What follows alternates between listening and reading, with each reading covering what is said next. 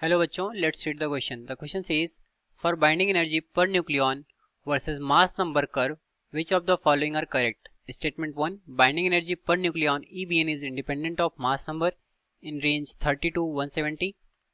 Statement 2, binding energy is lower for both light nuclei A is less than 30 and heavy nuclei A is greater than 170. Statement 3, binding energy is maximum of about 8.75 megaelectron volt for A is equal to 56. Statement 4, in region 0 to 80 binding energy increases with mass number. So question में बोल रहा है कि जो curve होता है binding energy per nucleon और mass number का, उनके लिए इस गिवन स्टेटमेंट में से कौन सी स्टेटमेंट्स करेक्ट होंगी. तो सॉल्व करेंगे इस प्रॉब्लम को. पहले नोट डाउन करते हैं हम अपना की कॉन्सेप्ट. तो देखते हैं कि हमारे यहाँ पर की कॉन्सेप्ट क्या होगा. तो पहले हम देखेंगे कि बाइंडिंग एनर्जी पर न्यूक्लियन होता क्या है. तो इसको लिखेंगे एज अ की कॉन्सेप्ट. तो जो बाइंडिंग एनर्जी पर न्यूक्लियन होता है इसको हम EBN से डिनोट करते हैं और ये होता है हमारा बाइंडिंग एनर्जी का रेशियो विद मास नंबर. ठीक है, मास नंबर को A से डिनोट करते हैं. ये होता है हमारा binding energy per nucleon. Binding energy हमें बताता है कि जो न्यूक्लियन से कितना टाइटली एक दूसरे के साथ अट्रैक्टिव फोर्स के साथ बंधे हुए हैं. ठीक है, तो ये हो गया हमारा की कॉन्सेप्ट. अब आते हैं हम अपने इस क्वेश्चन पर. तो इसके लिए पहले हम एक ग्राफ ड्रॉ कर लेंगे. तो इसका ग्राफ हम देखेंगे. इसका ग्राफ पहले बनाएंगे. Here is graph between EBN and A. ठीक है, तो इसका ग्राफ हम ड्रॉ करेंगे जो कि कुछ इस तरीके से होगा. तो ये रहा हमारा ग्राफ जिसमें हमने एक्स एक्सिस पर नंबर ऑफ न्यूक्लियंस मतलब मास नंबर को रिप्रेजेंट किया है जो कि हमारा A है, और वाई एक्सिस पर हमने binding energy per nucleon that is EBN को रिप्रेजेंट किया है. तो अब आते हैं स्टेटमेंट्स पर. पहले स्टेटमेंट में बोल रहा है कि जो बाइंडिंग एनर्जी पर न्यूक्लियन होता है ये इंडिपेंडेंट होता है मास नंबर पर बिटवीन 30 to 170.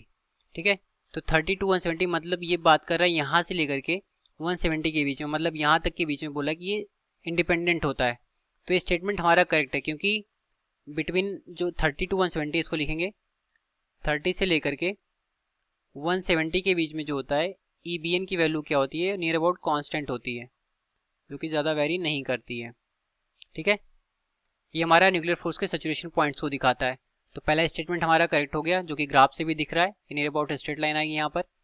सेकंड स्टेटमेंट पर जाएं तो बोल रहा है कि बाइंडिंग एनर्जी जो होती है लोअर होती है for both light nuclei and heavy nuclei. तो हम देखें कि जो लाइटर न्यूक्लियाई हैं जो कि इस पार्ट को दिखा रहे हैं, तो यहाँ पर देखें जो बाइंडिंग एनर्जी है वो कम है. ठीक है, जो कि वाई एक्सिस पर दिखा रहा है. और वहीं पर अगर हम 170 से ज़्यादा को देखें तो ये भी हमारा कम होता चला आ रहा है. तो जो EBN होता है A इज लेस देन के लिए फॉर 30 के लिए ये कम होता है. EBN यहाँ पर लिखेंगे EBN, यहाँ पर A इज लेस देन 30 होगा, ये होता है हमारा कम होता है लेस, और ये हमारा इक्वल होगा किसके, मतलब वैल्यूज में इक्वल नहीं होता बट ये भी लेस होता है. ये होता है हमारा EBN A is greater than 170. ठीक है, और जो थर्ड स्टेटमेंट है इसमें देखें तो बोल रहा है कि A इज इक्वल टू 56 के लिए मैक्सिमम होता है.